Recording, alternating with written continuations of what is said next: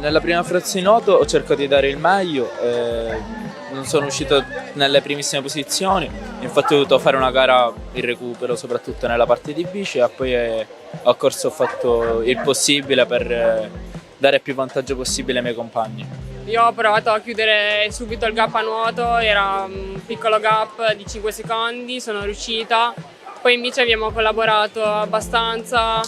soprattutto tra noi italiane, e abbiamo anche provato a portare via una fuga, ma non siamo riuscite e a corsa ho dato tutto e sono riuscita a concludere in seconda posizione con un piccolo gap sulla Svizzera. Oggi era la terza gara per tutti e chi aveva sprecato meno i giorni prima o chi comunque era più, diciamo, abituato a fare sforzi comunque successivi così intensi in 3 giorni di fila, oggi secondo me ha potuto dare il meglio. Comunque è andata molto bene per la nostra squadra e anche per me, che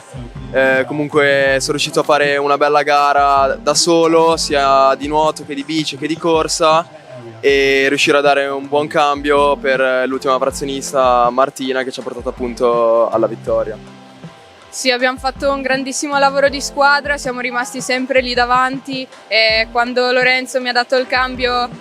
sapevo che dovevo chiudere il prima possibile sulle svizzere, ci ho provato nel nuoto e c'avevo ancora un piccolo gap che ho chiuso in T1, poi in bici abbiamo cercato di collaborare senza faticarci troppo, io e la Svizzera, e di corsa ho dato tutto facendo una veloce seconda transizione così da guadagnare già lì un po' di secondi, e complimenti a tutta la squadra.